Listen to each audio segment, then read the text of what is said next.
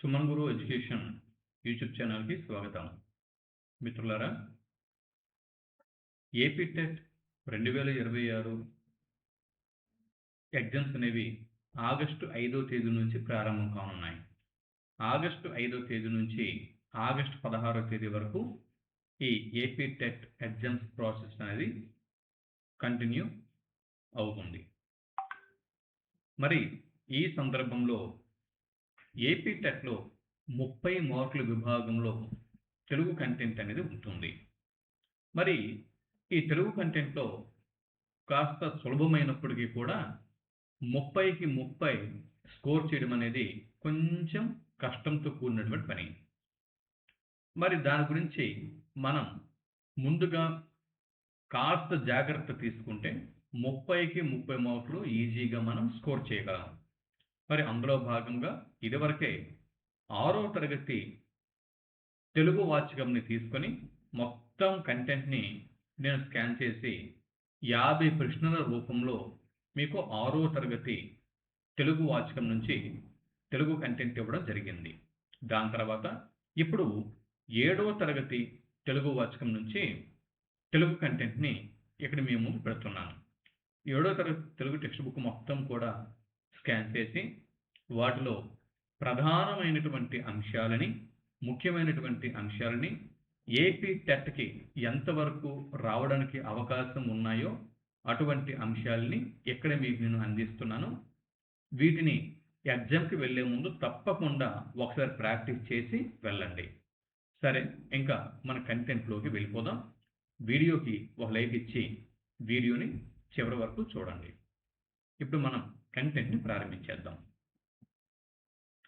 Screen మీద మీరు చూస్తున్నారు AP TET 2026 paper 1 and paper 2 కొరకు 7వ తరగతి తెలుగు కంటెంట్ నుంచి ముఖ్యమైన 50 బిట్లు ఇక్కడ మనం చూస్తున్నాం. బిట్ నెంబర్ 1, మొదటి బిట్ని ఇక్కడ స్క్రీన్ మీద మనం చూస్తున్నాం. ప్రపంచ మాతృభాష దినోత్సవాన్ని ఏ రోజున జరుపుకుంటారు? సెప్టెంబర్ 8. ఇది తెలంగాణ భాష దినోత్సవం. సెప్టెంబర్ 8న కాళోజీ నారాయణరావు గారి జయంతి సందర్భంగా తెలంగాణ భాష దినోత్సవాన్ని జరుపుకుంటారు. మరి ఆగస్టు 29 కూడా కాదు, ఇది కూడా కాదు. ఎందు గురించి అంటే ఈ ఆగస్టు 29వ తేదీన తెలుగు భాష దినోత్సవాన్ని జరుపుకుంటాం, గిడుగు వెంకట రామమూర్తి పంతులు గారి జయంతిని. మరి ఫిబ్రవరి 21 లేదా ఫిబ్రవరి 28, ఈ రెండిట్లో ఏదో ఒకటి అవ్వాలి. ఫిబ్రవరి 28వ తేదీన నేషనల్ సైన్స్ డేని జరుపుకుంటున్నాం కాబట్టి ఇది కూడా కాదు, సైన్స్ డే కూడా కాదు. మరి ఏమీ ఉంటుంది ఫిబ్రవరి, ఇక మిగిలింది ఒకటే, ఫిబ్రవరి 21. ఫిబ్రవరి 21, ఈ ఫిబ్రవరి 21న ప్రపంచ మాతృభాష దినోత్సవాన్ని జరుపుకుంటున్నాం. రెండో బిట్టు, తెలుగు భాష దినోత్సవాన్ని ఏ రోజు జరుపుకుంటారు? ఇప్పుడే మనం చెప్పుకున్నాం. ఆగస్టు 29వ తేదీన గిడుగు వెంకట రామమూర్తి పంతులు గారి జయంతి సందర్భంగా తెలుగు భాష దినోత్సవాన్ని జరుపుకుంటాం. బిట్ నెంబర్ 3, మూడో బిట్ని ఇప్పుడు మనం చూసేద్దాం. బిట్ నెంబర్ 3, మూడో బిట్ చూడండి. ఇక్కడ అంకుశం, అంకురం, ఇంపు, ఉజ్జీవం ఇలా ఉన్నాయి. మరి ఈ పదాలకి అర్థాలు ఇష్టం, బ్రతుకు, చైతన్యం, అడ్డు, ఆటంకం, ఆరంభం ఇలా ఉన్నాయి. మరి వీటిని ఒకసారి మీరు జతపరచండి. అంకుశం రాజశేఖర్ మూవీ, అంకురం ఇది కూడా రాజశేఖర్ మూవీ. ఈ రెండు కూడా రాజశేఖర్ నటించిన సినిమా పేర్లు. మరి అంకుశం అంటే ఏంటి, అంకురం అంటే ఏంటి, ఇంపు అంటే ఏంటి, ఉజ్జీవం అంటే ఏంటి చూద్దాం. వీటిలో ఏ పదాలకు అర్థాలు తెలియవో జాగ్రత్తగా మీరు చూసుకోండి. అంకుశం అంకురం చూడండి, అంకురం అంటే ఏంటి? వంశాంకురం అని చెప్పి అంటాం. వంశాంకురం, అంకురం అంటే ఆరంభం అని అర్థం. ఇంపు చూడండి, దుర్గంధము మరియు సుగంధం, కంపు ఇంపు అని చెప్పి అంటాం. కంపు అంటే దుర్గంధం, ఇంపు అంటే సుగంధం. మనకి ఏది ఇష్టం? సువాసన ఇష్టమా, కంపు ఇష్టమా? సో ఇష్టం ఇంపు. ఇంపు అంటే ఇష్టం, ఇంపు అంటే ఇష్టం. కంపు ఇంపు అంటుంటాం కదా, ఇంపు ఇష్టం. తర్వాత ఇంకా రెండు మిగిలిపోయాయి, అంకుశం, ఉజ్జీవం. ఈ రెండు మిగిలిపోయాయి. అంకుశం అంటే అర్థం ఏంటి? అంకుశం అంటే అడ్డు మరియు ఆటంకం అని అర్థం. మరి ఉజ్జీవం అంటే బ్రతుకు మరియు చైతన్యం అని చెప్పి అర్థం. ఇవి కాబట్టి ఇప్పుడు జవాబు ఏమేమి ఉంటుంది? జవాబులు ఇప్పుడు పరిశీలన చేస్తే కనుక బిట్ నంబర్ 3, మూడో బిట్ జవాబు ఆప్షన్ 4 సరైనటువంటి జవాబు. ఆప్షన్ 4 సరైనటువంటి జవాబు.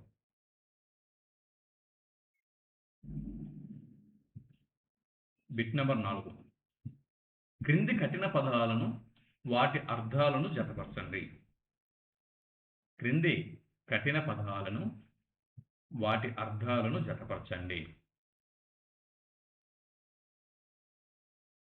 కటకట, కింకిని, కేరింతలు, తత్పరత. ముందు ఇవి ఈ ఆప్షన్స్ విడిచిపెట్టండి, వీటిని పక్కన పెట్టండి. ఎందుకంటే ఇక్కడ ఆప్షన్స్ చూసి ఇక్కడ జవాబు చెప్పడం కాదు, ఇది ఏపీ టెట్ కాదు.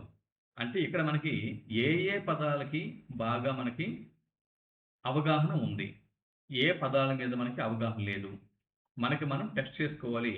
అవగాహన లేకపోతే గుర్తుపెట్టుకోవాలి, అవగాహన తెచ్చుకోవాలి. కింకిని అంటే అర్థం ఏంటి? కింకిని అంటే అర్థం మీరు ఎంతమంది తెలుసు? కేరింతలు అంటే అర్థం ఏంటి? కేరింత సినిమా ఉంది కదా. తత్పరత, తత్పరత ఈ పదమే ఇచ్చాడు ఎగ్జామ్లో.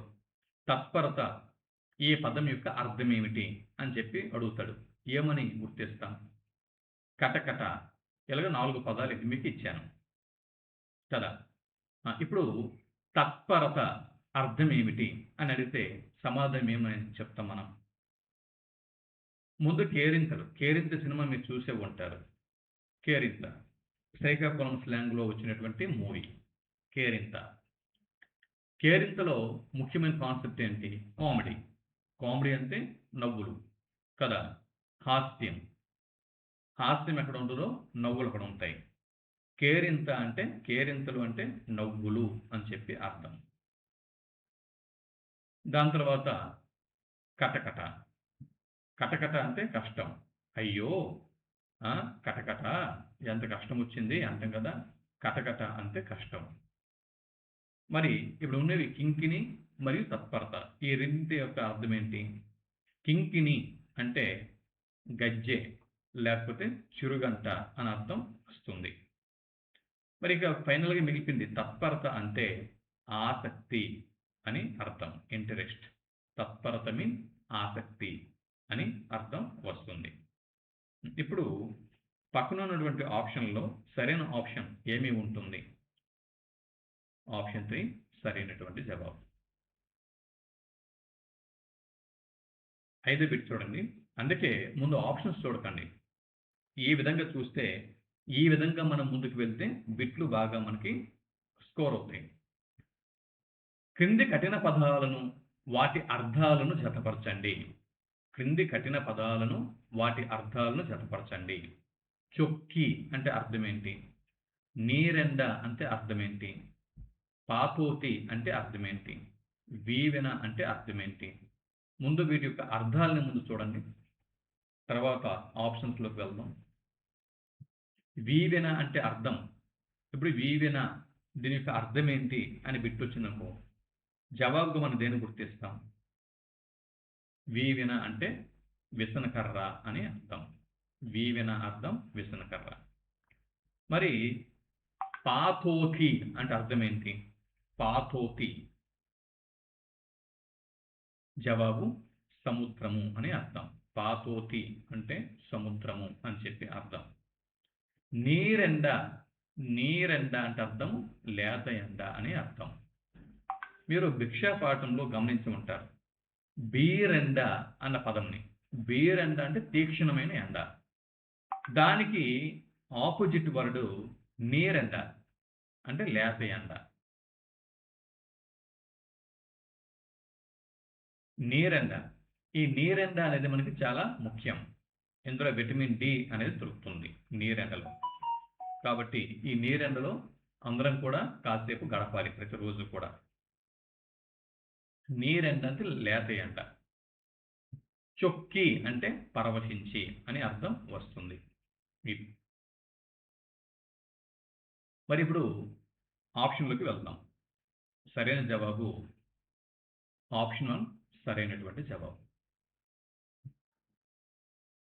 Bit number 6. 6 బిట్ని ఇప్పుడు మనం స్క్రీన్ మీద చూస్తున్నాం. డియర్ ఫ్రెండ్స్, మీరు చూస్తున్నారు బిట్ నెంబర్ 6. సహానుభూతి ఇతివృత్తంతో వచ్చిన పాఠం క్రింది వాటిలో ఏది? అక్షరం, మాయాకంబలి, మర్రి చెట్టు, యద. ఇలా ప్రశ్న ఇచ్చాడు అనుకుందాం. జవాబుగా మనం దేని గుర్తిస్తాం? ఇదే ప్రశ్న ఎగ్జామినేషన్ హాల్లో వచ్చింది. జవాబుగా మనం దేని గుర్తిస్తాం? సహానుభూతి ఇతివృత్తంతో వచ్చిన పాఠం ఆప్షన్ 3 మర్రి చెట్టు సరైనటువంటి జవాబు. ఇప్పుడు పాఠాలు ఇతివృత్తములు వీటిని జతకూర్దాం. దయచేసి ఆప్షన్స్ చూడకండి. ఆప్షన్స్ చూసి ఎక్కడ మీరు ఆన్సర్ చేయగలరేమో. ఎగ్జామినేషన్ హాల్లో మళ్ళీ కన్ఫ్యూజ్కి లోనవుతారు. ఆప్షన్స్ వద్దు. ముందు ఇలా ఉన్నాయి, ఇలా వచ్చింది, ఆప్షన్ ఇక్కడ లేదు, ఇక్కడ ఆప్షన్ లేదు. కప్పతల్లి పెళ్లి, మాయా కంబలి, చిన్ని శిశువు, ప్రియమిత్రునికి, ఇలా 4 పాఠాలు ఉన్నాయి. మరి ఒక్కొక్క పాఠం ఒక్కొక్క ఇతివృత్తంతో వచ్చింది. మరి ఏ పాఠం యొక్క ఇతివృత్తం ఏమిటి ఇప్పుడు మనం గమనించాలి. ఒకసారి మీరు ట్రై చేయండి.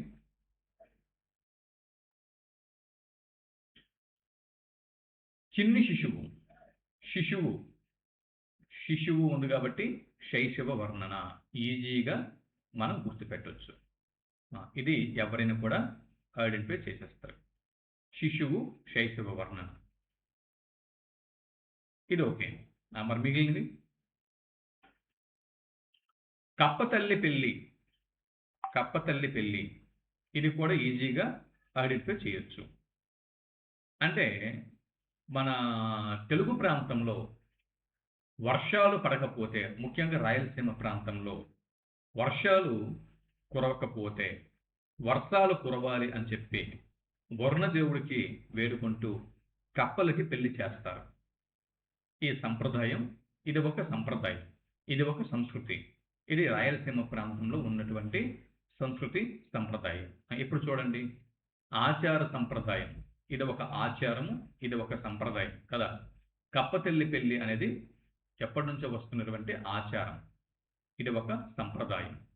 రాయలసీమ ప్రాంతంలో వర్షాలు కురవాలి అని చెప్పి వరుణదేవుడికి పూజలు చేస్తూ కప్పలకి పెళ్ళిళ్ళు చేస్తారు. కాబట్టి ఆచార సంప్రదాయం అనే ఇతివృత్తంతో వచ్చినటువంటి పాఠం కప్పతల్లి పెళ్లి. ఇకపోతే మాయాకంబలి అన్నటువంటి పాఠంలో మనిషి యొక్క స్వభావంని చెప్పడం జరిగింది. మనిషి కంబలి దొరికిన తర్వాత ఎవరు ఎలా ప్రవర్తించారు అనేటటువంటి, అంటే మనిషి యొక్క ప్రవర్తన, మనిషి యొక్క స్వభావం ఏమిటి అనేది అక్కడ రాజు గారికి అర్థమవుతుంది. అంటే వివిధ మనుషులు ఏ విధంగా ప్రవర్తిస్తున్నారు, వారి స్వభావం ఏంటి అనేది అర్థమవుతుంది. మాయాకంబలి పాఠం మానవ స్వభావంకి చెందినటువంటి పాఠం.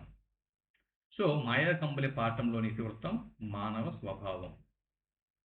ప్రియమిత్రునికి అన్నటువంటి ఈ పాఠం మానవీయ విలువలు, మానవీయ విలువలు అనేటటువంటి ఇతివృత్తంతో వచ్చినటువంటి పాఠం ప్రియమిత్రునికి అన్నటువంటి పాఠం. సో ఇక్కడ బిట్ నెంబర్ 7 ఇక్కడ మనం చూసుకుంటే ఆప్షన్ 2 సరైనటువంటి జవాబు. ఆప్షన్ 2 సరైనటువంటి జవాబు. బిట్ నెంబర్ 8 పాఠాలు వాటి ప్రక్రియలను జతపరచండి. పాఠాలు మరియు వాటి ప్రక్రియల్ని జతపరచండి. ఏ పాఠం ఏ ప్రక్రియకి చెందుతుంది? అక్షరం వచన కవిత అన్న ప్రక్రియకి చెందుతుంది. మాయా కంబలి జానపద కథ అన్న ప్రక్రియకి చెందుతుంది. చిన్ని శిశువు అన్నమయ్య గారు రచించారు. అన్నమయ్యని పదకవిత పితామహుడు అని చెప్పి అంటారు కాబట్టి చిన్ని శిశువు ఇది పదకవిత అన్న ఇది ప్రక్రియకి చెందుతుంది. మర్రి చెట్టు స్వాగతం అన్న ప్రక్రియకి చెందుతుంది. స్వాగతం అంటే ఏంటి? దీన్నే ఇంగ్లీష్లో స్కెచ్ అని చెప్పి అంటాం. అంటే ప్రాణం లేనటువంటి చెట్లకి ప్రాణం ఉంది కదా, జగదీష్ చంద్రబోస్ చెట్లకి ప్రాణం ఉంది అని నిరూపించారు. ఇక్కడ చూడండి, జంతువులు కానీ పక్షులు కానీ లేదా వృక్షాలు కానీ ఇవి అంటే ఈ పదార్థాలు ఏవైతే ఉంటాయో జంతువులు, పక్షులు, వృక్షాలు, చెరువులు ఇటువంటివి ఇవి తమ గురించి తాము వచ్చి స్వయంగా అవి మన మనుషులతో మానవులతో మాట్లాడే విధంగా అవి మనతో మాట్లాడే విధంగా ఒక రచన చేస్తే దాన్ని స్వాగతం లేదా స్కెచ్ అని చెప్పి అంటారు. ఈ పాఠంలో మర్రి చెట్టు అన్నటువంటి ఈ పాఠంలో మర్రి చెట్టు వచ్చి మనతో మాట్లాడుతున్నట్లు తన గురించి తాను చెప్పుకుంటున్నట్లు ఇక్కడ పాఠం అనేది ఉంటుంది. ఈ విధంగా వాటి గురించి అవి చెప్పుకునేటట్లు ఉంటే అటువంటి పాఠాలని స్వాగతము లేదా స్కెచ్ అని చెప్పి అంటారు. బిట్ నెంబర్ 9 పాఠాలు వాటి ప్రక్రియల్ని జతపరచండి. ఇక్కడ బిట్ నెంబర్ 8 ఇక్కడ ఆప్షన్ 2 సరైనటువంటి జవాబు. బిట్ నెంబర్ 9 పాఠాలు వాటి ప్రక్రియల్ని జతపరచండి. మళ్ళీ కప్పతల్లి పెళ్లి గేయం అన్న ప్రక్రియకి చెందుతుంది. యథ అన్న పాఠం కథానిక అన్న సాహిత్య ప్రక్రియకి చెందుతుంది. హితోక్తులు ఇది అనువాదం అన్న సాహిత్య ప్రక్రియకి చెందుతుంది. బాలచంద్రుని ప్రతిజ్ఞ ఇది ద్విపద అన్న ప్రక్రియకి చెందుతుంది. ఓకేనా? పాఠాలు వాటి ప్రక్రియలు. మరి ఇప్పుడు జవాబు ఆప్షన్ 4 సరైనటువంటి జవాబు. ఇక్కడ పాఠాలు వాటి రచయితలను జతపరచండి. పాఠాలు వాటి రచయితలని జతపరచండి అని చెప్పి ఇక్కడ ఒక ప్రశ్న ఇవ్వడం జరిగింది. పాఠాలు వాటి రచయితలు. ఇక్కడ మనం చూడొచ్చు కప్పతల్లి పెళ్లి, చిన్ని శిశువు, ప్రియమిత్రునికి, బాలచంద్రుని ప్రతిజ్ఞ ఇవి పాఠాలు. మరి ఈ పాఠాలని ఎవరు రచించారు? కప్పతల్లి పెళ్లి పాఠ్యభాగం యొక్క రచయిత్రి లేదా రచయిత ఎవరు? చావలి బంగారమ్మ. చావలి బంగారమ్మ సరైనటువంటి జవాబు. చిన్ని శిశువు ఇంతకు ముందే మనం చెప్పుకున్నాం. చిన్ని శిశువు అన్నమయ్య గారు రచించినటువంటి పాఠం. ప్రియమిత్రునికి పాఠంని సూర్యదేవర సంజీవ్ దేవ్ రచించారు. బాలచంద్రుని ప్రతిజ్ఞ దీన్ని ఈ పాఠం శ్రీనాథుని యొక్క రచన ఇది. కాబట్టి ఇక్కడ సరైనటువంటి జవాబు ఆప్షన్ 1 సరైనటువంటి జవాబు. Option 1 correct answer. Bit number 11. Bit number 11 Ravinuthala Prema Kishore రచించినటువంటి అక్షరం అక్షరం అనేటువంటి ఈ పాఠం రావినూతల ప్రేమ కిషోర్ గారి నలుగురు మౌదం అనే గేయ సంపుటిలోనిది, నలుగురు మౌదం అనే కథా సంపుటిలోనిది, నలుగురు మౌదం అనే కవితా సంపుటిలోనిది, నలుగురు మౌదం అనే వచన కావ్యంలోనిది. వీటిలో కరెక్ట్ ఆన్సర్ ఏది? ఇంతకు ముందే మనం చెప్పుకున్నాం, పాఠాలు వాటి యొక్క ప్రక్రియ గురించి చెప్పినప్పుడు అక్షరం వచన కవిత అని చెప్పుకున్నాం కదా. వచన కవిత అని చెప్పుకున్నాం కాబట్టి నలుగుర మౌదాం అనేటటువంటి కవితా సంపుటి నుంచి ఈ అక్షరం అనేటటువంటి ఈ పాఠంని తీసుకోవడం జరిగింది. టెట్ ఎగ్జామ్కి వెళ్ళినంత వరకు గుర్తుపెట్టుకోండి, ఎగ్జామ్ రాసినంత వరకు గుర్తుపెట్టుకోండి. నలుగుర మౌదాం అనే కవితా సంపుటిలోనిది అక్షరం అన్న పాఠం. Bit number 12. రావినూతల ప్రేమ కిషోర్ ఏ జిల్లాకు చెందినవారు? రావినూతల ప్రేమ కిషోర్ ఏ జిల్లాకు చెందినవారు? గుంటూరు, కడప, అనంతపురం, ప్రకాశం. జవాబు ప్రకాశం జిల్లాకు చెందినవారు. చూడండి, ఈజీ గుర్తుపెట్టుకోండి. ప్రేమ కిషోర్, రావినూతల అనేది ఇంటి పేరు. ఆయన పేరు ఏం పేరు? ప్రేమ కిషోర్. ఆయన పేరు ప్రాతో స్టార్ట్ అయింది. ఆయన జిల్లా కూడా ప్రాతో స్టార్ట్ అయింది. ప్రకాశం ప్రేమ కిషోర్, ప్రకాశం. ఓకే, కింది పదాలను వాటి అర్థాలని జతపరచండి. దయచేసి ఆప్షన్స్ ముందు చూడకండి. ముందు కఠిన పదాలని అర్థాలని చూడండి, ఆప్షన్స్ ముందు చూడకండి. ఆప్షన్స్ అయితే చూడకండి. ఇక్కడ చూడండి, గవాక్షము, తావు, గుండె, ఇలా అని ఉన్నాయి. గవాక్షము అంటే కిటికీ అని అర్థం. గుండె అంటే హృదయం, మీకు తెలిసిందే. తర్వాత ఇలా అంటే నేల అనే అర్థం వస్తుంది, భూమి. తావు అంటే స్థానం,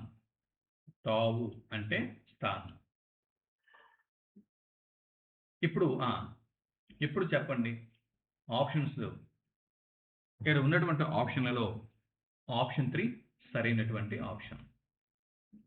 ఇది చెట్లను నరకవద్దు, ఈ వాక్యంలోని విభక్తి ప్రత్యయం ఏది?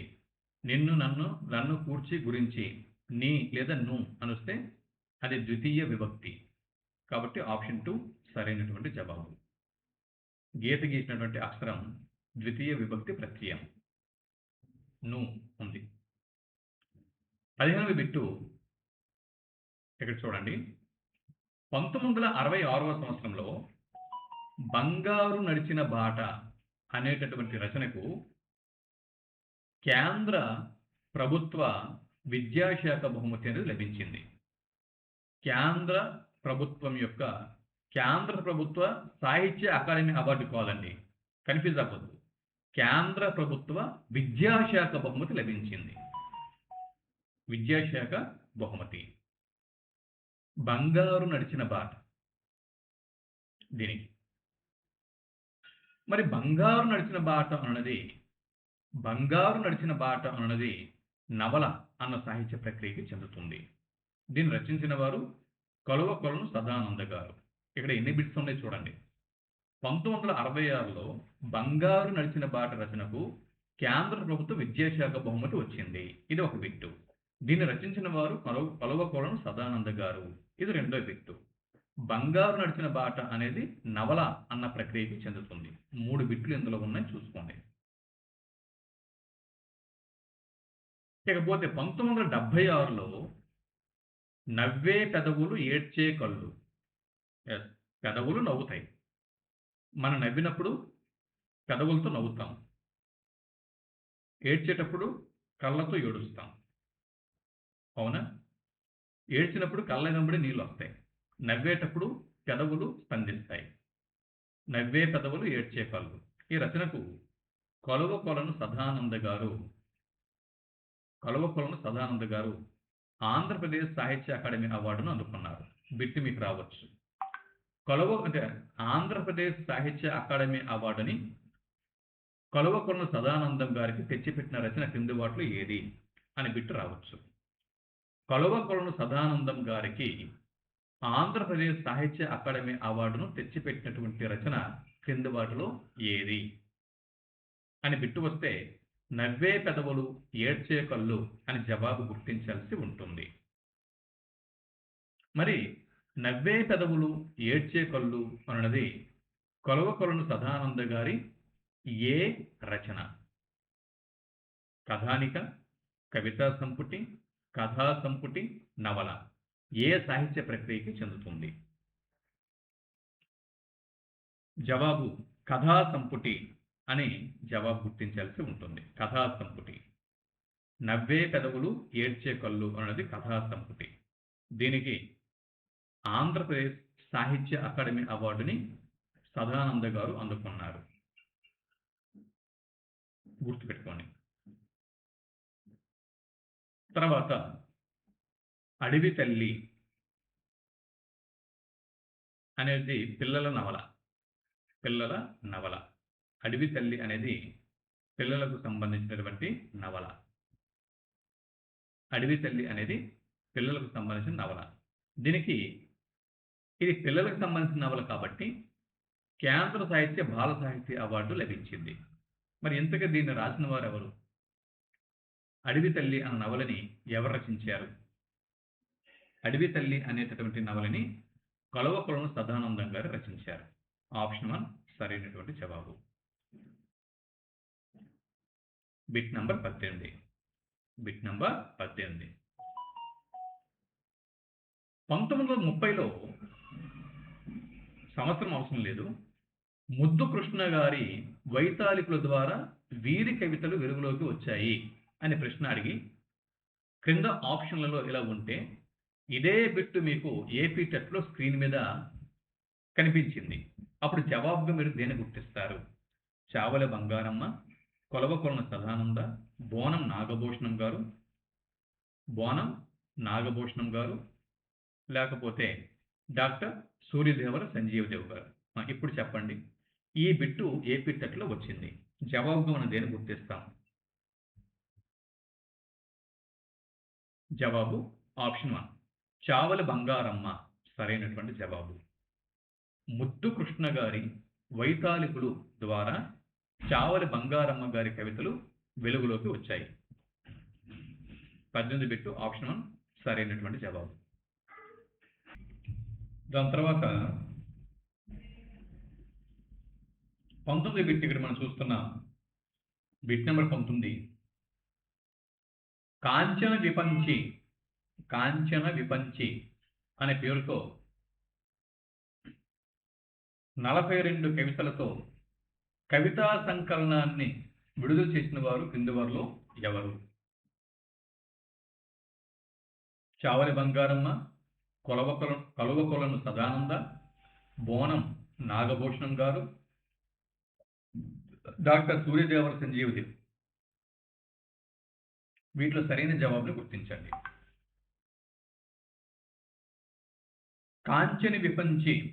కాంచన విపంచి పేరుతో మొత్తం 42 కవితలు, 42 కవితలతో కూడినటువంటి కాంచన విపంచి అనేటటువంటి కవితా సంకలనాన్ని విడుదల చేసిన వారు చావలి బంగారం.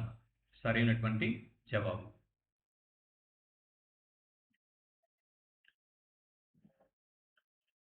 Bit number 20. వీరి కవితలు క్రింది వారిలో వీరి కవితలు తెలుగు కవిత్వంలో కొత్త ఒరవడిని, తెలుగు కవిత్వంలో కొత్త ఒరవడిని, సరికొత్త భావ వ్యక్తీకరణను తీసుకొచ్చాయి అని బిట్టిచ్చి ఇలా ఆప్షన్లలో చావలి బంగారమ్మ అని ఉంటే చావలి బంగారమ్మ సరైన జవాబుగా గుర్తించాల్సి ఉంటుంది. కాంచన విపంచి అని పేరు విన్న చావలి బంగారమ్మ అని గుర్తు రావాలి. తెలుగు కవిత్వంలో కొత్త వరవడి అన్న చావలి బంగారమ్మ గారు గుర్తుకు రావాలి. 21 బిట్టు రథము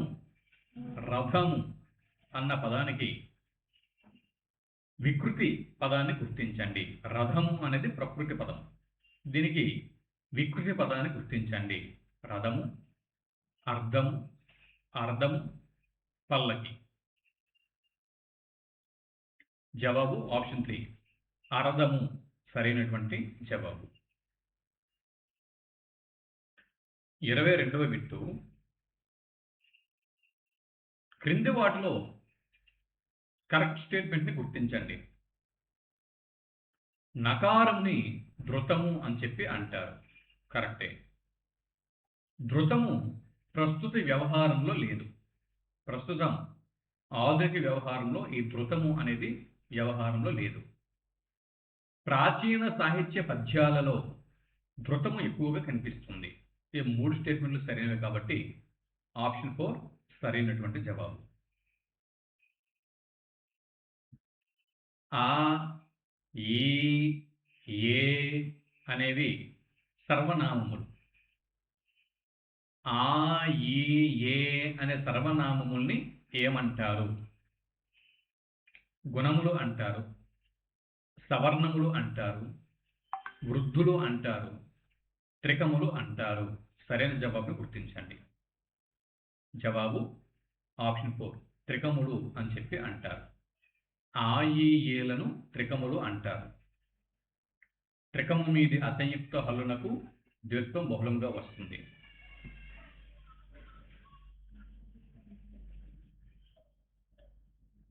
24వ బిట్టు క్రింది వాటిలో సరికాని దాన్ని గుర్తించండి. 4 స్టేట్మెంట్లు ఉన్నాయండి. ఈ 4 స్టేట్మెంట్లలో రాంగ్ స్టేట్మెంట్ని గుర్తించండి.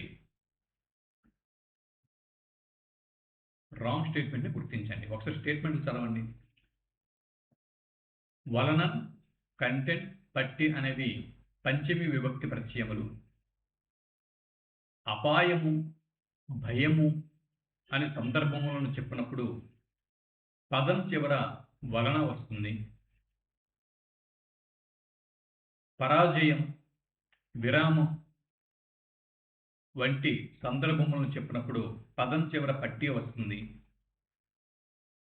ఇతరము, పూర్వము, పరము, అన్యము మొదలైన అర్థములు వచ్చినప్పుడు కంటే అనే ప్రత్యయం వస్తుంది. ఇలా ఉన్నాయి. ఇక్కడ రాంగ్ స్టేట్మెంట్ ఒకటి ఉంది, అదేదో గుర్తించండి.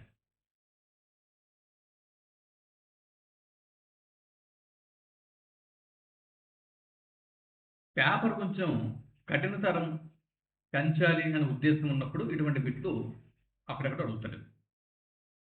జవాబు ఆప్షన్ 3 సరైనటువంటి జవాబు. ఇది రాంగ్ స్టేట్మెంట్.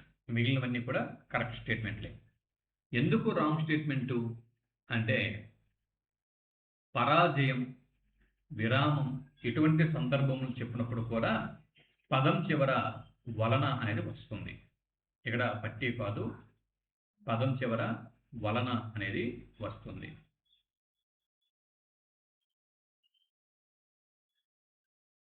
25వ బిట్టు గిరిజన ప్రాంతాలలో నాగరికత పేరున పెను మార్పులు జరుగుతున్నాయి. పర్యావరణం దెబ్బతింటోంది. అయినా ఆశావాదంతో ముందుకు సాగుతున్న గిరిజనుల శ్రమ జీవనాన్ని చెప్పడం ఈ పాఠం యొక్క ఉద్దేశం. కప్పతల్లి పెళ్లి, యద, హితోక్తులు, ఎంత మంచి వారమ్మ. వీటిలో సరైన సమాధానాన్ని గుర్తించండి. ఇదే బిట్టు ఎగ్జామ్లో వచ్చింది అనుకుందాం.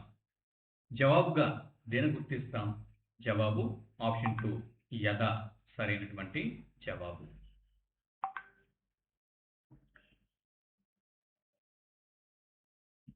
గిరిజనుల యొక్క శ్రమజీవనాన్ని చెప్పినటువంటి పాఠం యద.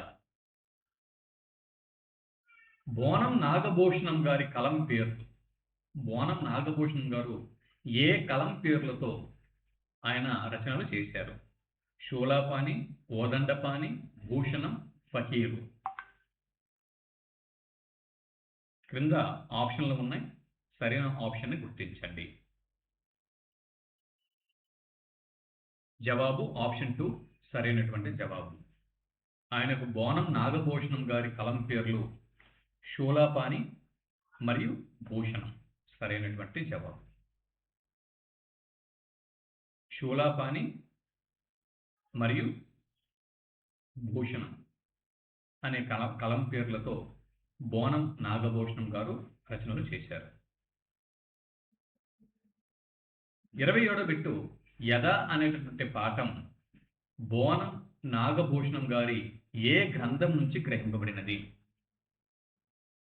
యద అనేటటువంటి ఈ పాఠం బోనం నాగభూషణం గారి ఏ గ్రంథం నుంచి గ్రహింపబడినది?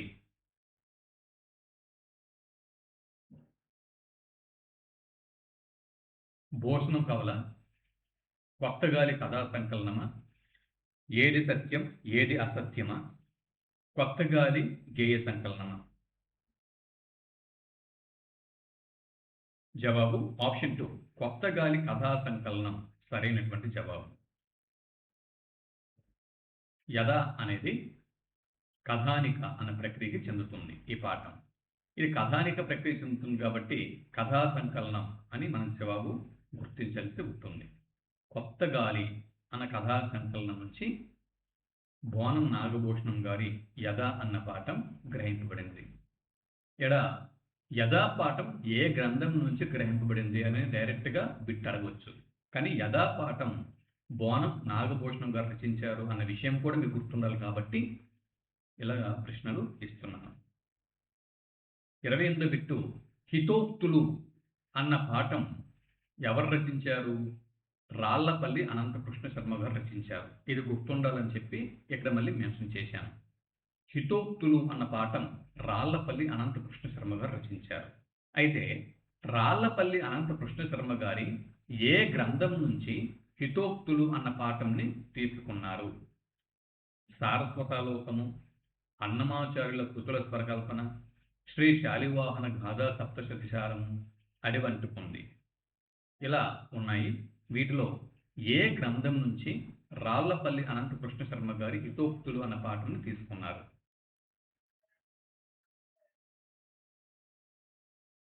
జవాబు ఆప్షన్ 3 శ్రీ శాలివాహన గాథా సప్తశతిసారం అన్నటువంటి ఈ గ్రంథం నుంచి హితోక్తులు అన్న పాఠంని తీసుకోవడం జరిగింది.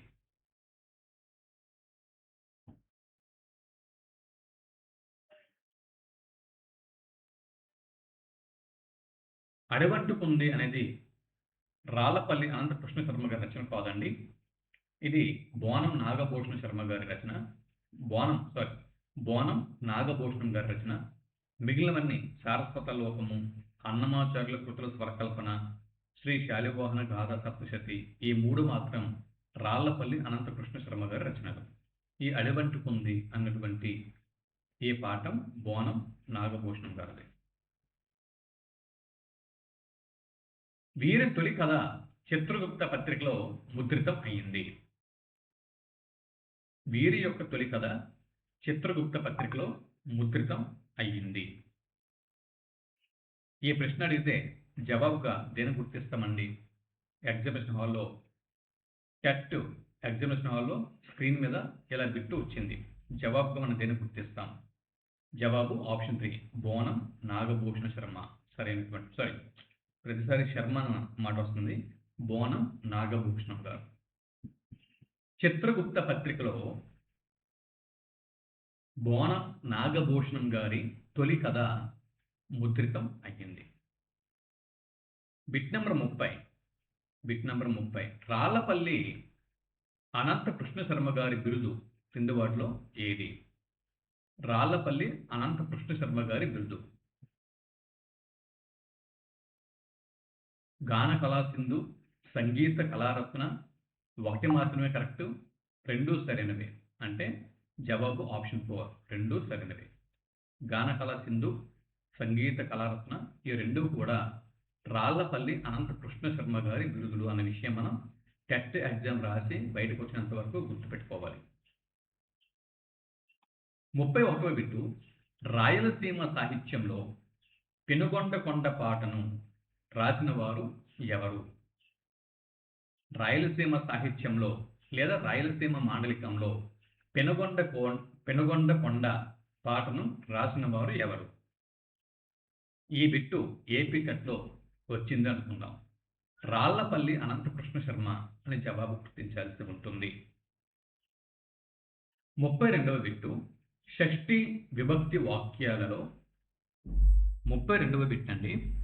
షష్ఠి విభక్తి వాక్యాల్లో పదాల మధ్య సంబంధాన్ని తెలిపేటప్పుడు పదాల మధ్య సంబంధాన్ని తెలుపునప్పుడు దేనండి? సంబంధం. పదాల మధ్య సంబంధం తెలుపునప్పుడు యొక్క అనేటటువంటి ప్రత్యయాన్ని ఉపయోగిస్తారు. అలాగే పదాల మధ్య సంబంధాన్ని తెలిపేటప్పుడు లోపల అనే ప్రత్యయాల్ని కూడా ఉపయోగిస్తారు. క్రియతో సంబంధాన్ని కలుగజేసేటప్పుడు క్రియతో సంబంధం కలుగజేసేటప్పుడు కి అన్న ప్రత్యయాన్ని ఉపయోగిస్తారు. ఇందులో 3 కరెక్టా? 1, 2, 3 స్టేట్మెంట్లు కరెక్టా? లేదా 2వ స్టేట్మెంట్ మాత్రమే కరెక్టా? లేదా 1వ స్టేట్మెంట్ మాత్రమే కరెక్టా? లేదా 3వ స్టేట్మెంట్ మాత్రమే కరెక్టా? ఈ 3లో ఏదో ఒకటి మాత్రమే కరెక్టా? లేదా 4 కరెక్టా? 3 స్టేట్మెంట్లు కూడా సరైనవే. ఆప్షన్ 4 సరైనటువంటి జవాబు. పైనున్న 3 స్టేట్మెంట్లు కూడా సరైనవే. పైనున్న 3 స్టేట్మెంట్లు టెట్ ఎగ్జామ్కి వెళ్ళే వరకు జాగ్రత్తగా 1-2 సార్లు చూసుకోండి. ఒకవేళ అప్పుడప్పుడు ఏపీ టెట్ ఎగ్జామ్లో పేపర్ కొంచెం టఫ్ పెరుగుతూ ఉంటుంది. ఏదో ఒక ఏరియాలో టఫ్నెస్ అనేది పెంచుతారు. కాబట్టి అలాంటప్పుడు కూడా మనం స్కోర్ చేయాలి కదా. అందుకే తెలుగులో కాస్త టఫ్నెస్ అనేది మీకు పెంచి పేపరు ఇస్తున్నాను. లేఖల్లో సంజీవదేవ్ అనే గ్రంథం నుంచి స్వీకరింపబడిన పాఠం క్రింది వాటిలో ఏది? లేఖల్లో సంజీవదేవ్ అనేటటువంటి గ్రంథం నుంచి స్వీకరింపబడిన పాఠం ఏది? ఇదే బిట్టు ఏపీ టెట్లో స్క్రీన్ మీద మనకి కనిపించింది. జవాబుగా మనం దేన్ని గుర్తిస్తాం? జవాబు ఆప్షన్ 2 ప్రియమిత్రునికి సరైనటువంటి జవాబు. 34వ బిట్టు ధర్మాన్ని రక్షించడం కోసం ప్రాణాలని లెక్క చెయ్యని మహనీయుల గురించి తెలుసుకోవటమే ఈ పాఠం ఉద్దేశం. బాలచంద్రుని ప్రతిజ్ఞ, యుద్ధ విజేత, నీలిమలుపు, సమదృష్టి. క్రింది వాటిలో ఏ పాఠం యొక్క ఉద్దేశం? సరైన జవాబును గుర్తించండి. ధర్మాన్ని రక్షించడం కోసం ప్రాణాలని లెక్క చేయని మహనీయుల గురించి తెలుసుకోవటం ఈ ఉద్దేశంతో వచ్చినటువంటి పాఠం బాలచంద్రుని ప్రతిజ్ఞ. సరైనటువంటి జవాబు. ఆప్షన్ 1 సరైనటువంటి జవాబు. 35వ బిట్ని ఇక్కడ మనం చూస్తున్నాం. శ్రీనాథుడు ఇక్కడ బాలచంద్రుని ప్రతిజ్ఞ పాఠం రచయిత శ్రీనాథుడు పెదకోమిటి వ్యామారెడ్డి ఆస్థానంలో ఏ పదవిని అలంకరించాడు? కవి, కుల బ్రాహ్మణుడు, విద్యాధికారి, మహామంత్రి. వీటిలో సరైన సమాధానాన్ని గుర్తించండి.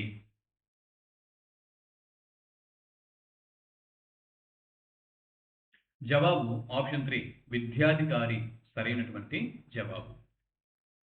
శ్రీనాథుడు పెదకోమిటి వ్యామారెడ్డి ఆస్థానంలో విద్యాధికారి అనే పదవిని అలంకరించాడు. 36వ బిట్టు నీ పౌరుషం బొంగరాల ఆటలో కాదు యుద్ధ భూమిలో చూపించు, పల్నాటి వీరత్వాన్ని ప్రదర్శించు అని బాలచంద్రునితో పలికిన వారు ఎవరు అని బిట్టు వస్తే సరైన జవాబుగా దేన్ని గుర్తిస్తారు మీరు?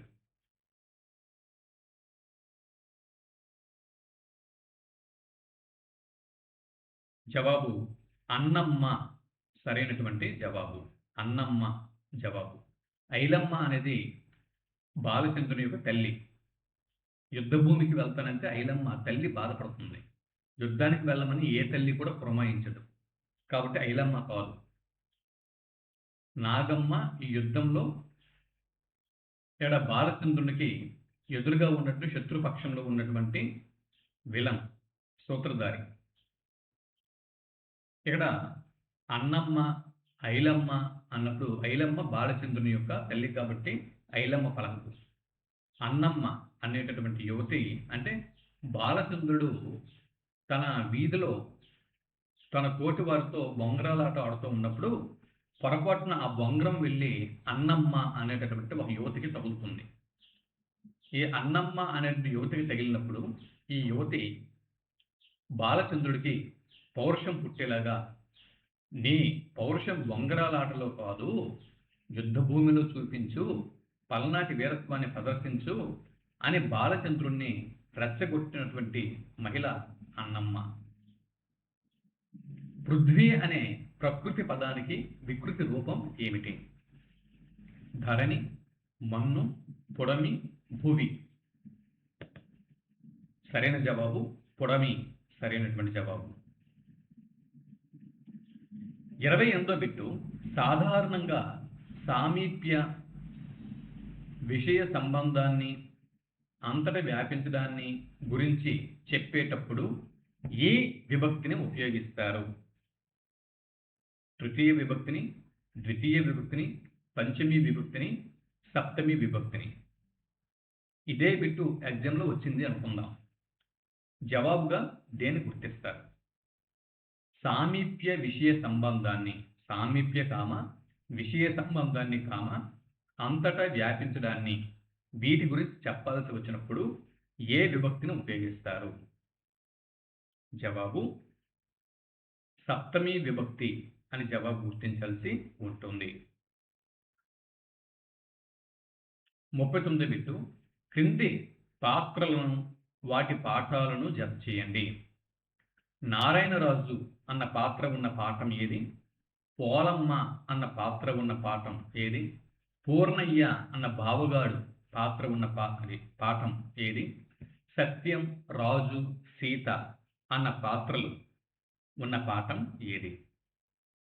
నారాయణరాజు అన్న పాత్ర ప్రియమిత్రునికి అనే పాఠంలో ఉంది. ఇక్కడ రచయిత నారాయణరాజు అనేటటువంటి తన స్నేహితుడికి ఇక్కడ లేఖని రాస్తున్నాడు.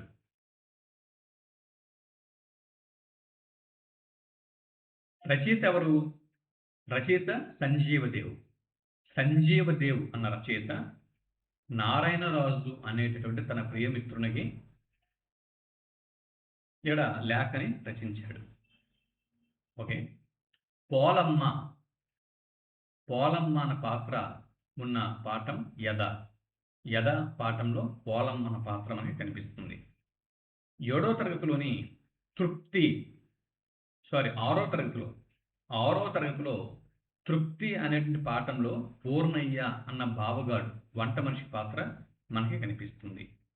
సత్యం, రాజు, సీత అనేటటువంటి పాత్రలు ఉన్నటువంటి పాఠం మమకారం. ఆప్షన్ 1 సరైనటువంటి జవాబు.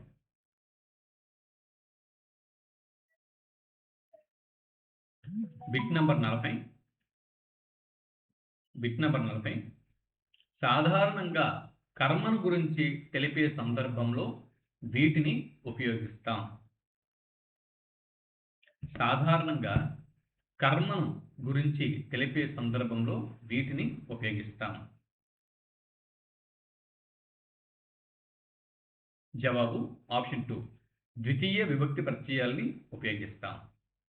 ద్వితీయ విభక్తి ప్రత్యయాల్ని కర్మను గురించి తెలిపే సందర్భంలో ద్వితీయ విభక్తి ప్రత్యయాలను ఉపయోగిస్తాం. అచ్చులని ఎలా అంటారు? స్వరాలు అంటారు, ప్రాణాలు అంటారు, నాదాలు అంటారు, వ్యంజనములు అంటారు. ఇది ప్రీవియస్ ఇయర్ క్వశ్చన్. ఇంతకుముందు ఈ క్వశ్చన్ ఏపీ టెస్ట్లో వచ్చింది. అచ్చులను ఇలా అంటారు: స్వరాలు, ప్రాణాలు, నాదాలు, వ్యంజనం. 1, 2 మాత్రమే సరైనవి. 1, 3 మాత్రమే సరైనవి. 1, 2, 3 మాత్రమే సరైనవి. 1, 2, 3, 4 అన్నీ సరైనవి. జవాబు ఆప్షన్ 3. 1, 2, 3 మాత్రమే సరైనవి. అచ్చులని స్వరాలు అంటారు, ప్రాణాలు అంటారు, నాదాలు అంటారు, వ్యంజనములు అంటారు. వ్యంజనములంతా హల్లులు. 42వ బిట్టు. చండీదత్తుడు, ఆత్మానందుడు, భిక్షగాడు. చండీదత్తుడు, ఆత్మానందుడు, భిక్షగాడు వంటి పాత్రలు ఉన్న పాఠం క్రింది వాటిలో ఏది? జవాబు ఆప్షన్ 2 మాయా కంబలి సరైనటువంటి జవాబు. చండీదత్తుడు ఏ రాజ్యానికి రాజు? శోభావతి నగరానికి రాజు. అన్నమయ్య మొత్తం ఎన్ని సంకీర్తనలు రచించారు? అన్నమయ్య, తాళపాక అన్నమయ్య మొత్తం ఎన్ని సంకీర్తనలు రచించారు?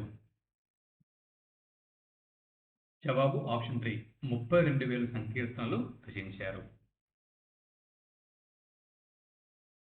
నీరు అనే పదం వికృతి పదం. మరి దీనికి ప్రకృతి పదంని గుర్తించండి. జవాబు ఆప్షన్ 3 పయస్సు సరైనటువంటి జవాబు. పయస్సు.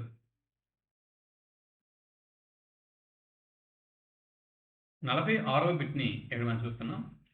త్రిపురనేని గోపీచంద్ గారి ఏ రచనకు కేంద్ర సాహిత్య అకాడమీ అవార్డు వచ్చింది? త్రిపురనేని గోపీచంద్ మర్రి చెట్టు పాఠం రచయిత. త్రిపురనేని గోపీచంద్ గారి ఏ రచనకు కేంద్ర సాహిత్య అకాడమీ అవార్డు వచ్చింది? జవాబు పండిత పరమేశ్వర శాస్త్రి వీలునామా అన్న రచనకు కేంద్ర సాహిత్య అకాడమీ అవార్డు వచ్చింది. త్రిపురనేని గోపీచంద్ గారి మర్రి చెట్టు పాఠంలోని పాత్రని గుర్తించండి. త్రిపురనేని గోపీచంద్ గారి మర్రి చెట్టు పాఠంలోని పాత్రని గుర్తించండి. జవాబు ఆప్షన్ 3 నరసింహుడు సరైనటువంటి జవాబు. కర్మతో కూడిన పదాలకు చివర వచ్చున్నది. కర్మతో కూడిన పదాలకు చివర వచ్చున్నది. ఈ 4 ఆప్షన్లు ఉన్నాయి. ఈ 4 ఆప్షన్లలో సరైనది ఏమి ఉంటుంది? జవాబు ద్వితీయ విభక్తి ప్రత్యయమైన కూర్చి లేదా గురించి.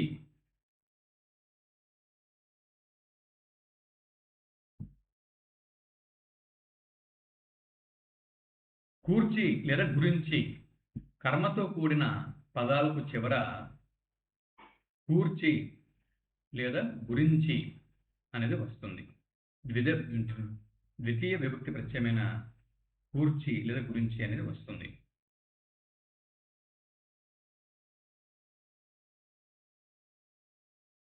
క్రింది వాటిలో అకర్మక వాక్యాన్ని గుర్తించండి. అకర్మక వాక్యం.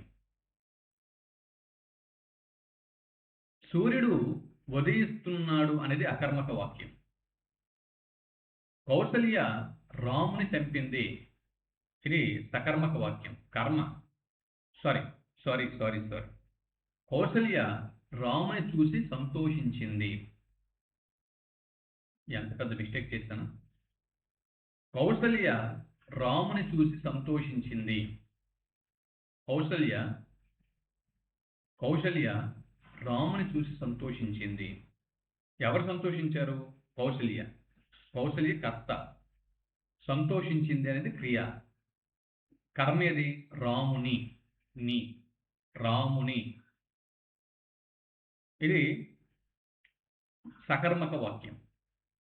కైకేయి కర్త ఉంది, భరతుడు కర్మ ఉంది, చూడదలిచింది అన్నటువంటి ఒక క్రియ ఉంది. రాజుగా చూడదలిచింది. సో ఇక్కడ భరతుడు అనేది కర్మ, సుమిత్ర కర్త, లక్ష్మణుడు కర్మ, ఆశీర్వదించడం క్రియ. కాబట్టి ఇక్కడ సూర్యుడు కర్త, ఉదయిస్తున్నాడు క్రియ, కర్మ లోపించింది. కాబట్టి కర్మ లోపించిన వాక్యాలు అకర్మక వాక్యాలు. అకర్మక వాక్యాన్ని గుర్తించమన్నాం కాబట్టి ఆప్షన్ 2 సరైనటువంటి జవాబు. ధనమే మైత్రిని తెచ్చును, ధనమే వైరమును తెచ్చును అన్న పద్యం ఉన్న శతకం ఏది? ధనమే మైత్రిని తెచ్చును, ధనమే వైరమును తెచ్చును అనేటటువంటి ఈ పద్యం ఏ శతకంలోనిది? జవాబు ఆప్షన్ 3 గువ్వల చెన్న శతకంలోనిది. గువ్వల చెన్న అన్న శతకంలోనిది.